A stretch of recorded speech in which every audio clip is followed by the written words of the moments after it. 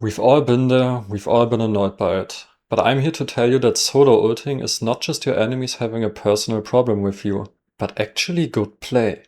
Ultimate abilities have always been a major appeal of Overwatch since the game's release in 2016.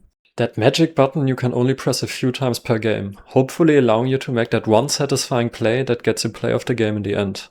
This has widely led to the belief in the community that whenever you ult, you have to do something special, something big with it. Like wiping an entire team with Death Blossom, saving your whole team with a support ult, or getting a 5-man flux.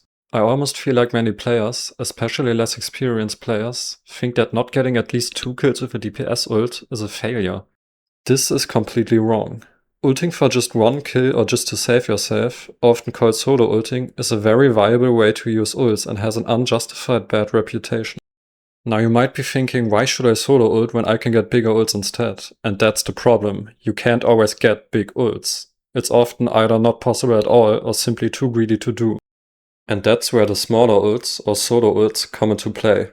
See, in those periods of time in which you cannot use your ult for a big play, you usually already have opportunities to use small ults instead. And not taking these opportunities when you have the chance to can be a fatal mistake. Let's take a look at this Rhine example on Gibraltar. So we have Shatter available and our team is down a few players. So the enemy Rhine is thinking let's push and attacks our sim. And now we actually have a good opportunity to solo shatter him. He has his back turned to us, so we probably won't be able to block it. And if we hit him, not only can we probably kill this Rhine, but also save our sim, which would completely kill the enemy team's momentum. We end up not doing it however and sim dies. This allows the enemy team to continue snowballing their attack and our team can't really recover from this. So when we do hit a bigger shatter later in this fight, it's kind of too little too late to really turn the fight and we lose the point as a consequence. So if you save your ult for only the big plays and ignore such smaller opportunities, you risk not being able to properly use your ult at all, because you might lose the fight before that, or you yourself die before. And opportunities for big ults are quite rare, so waiting for one can take a long time.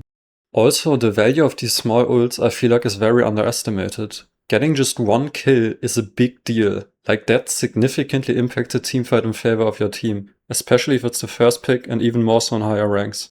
And remember, winning a teamfight through a 1 kill ult is just as good as winning a teamfight through a team kill ult. I mean, a 1 teamfight is a 1 teamfight. It doesn't really matter if it was close or complete stomp.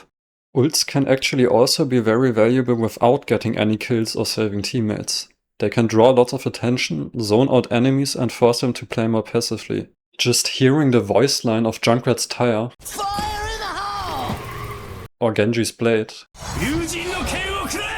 can make players nervous and adjust their playstyle. Small ults can also be incredibly useful for winning duels. Using an ult to turn a losing duel into a winning duel is insane value. So the takeaway is that you need to stop treating your ults like that holy gift that's reserved for only the flashiest plays, and instead think of it more as just a stronger ability that whenever it can give you a meaningful advantage, should be used.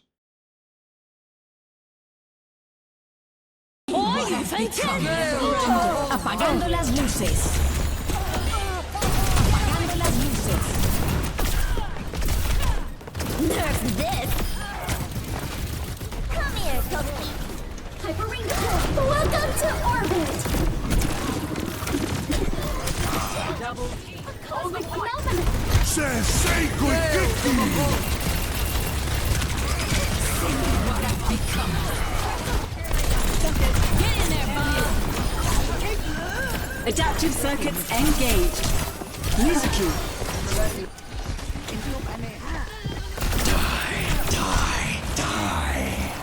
A very important thing to mention is that small ults or solo ults actually become more and more important to use the higher you climb the ranks. This has numerous reasons. For one, the single picks you get from solo ults are far more impactful in higher ranks. This is because less mistakes are made, which makes small disadvantages like 4v5s super hard to win. But the main reason is that big ults become way harder to pull off, which often makes small ults a forced alternative. Players generally stack less in higher ranks, especially when they know the enemy team has ults like EMP, Graph or Death Blossom.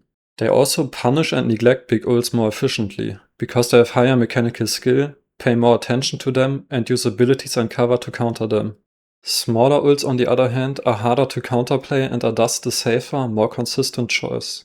Now, this doesn't mean that you should never use satisfying big ults, not at all.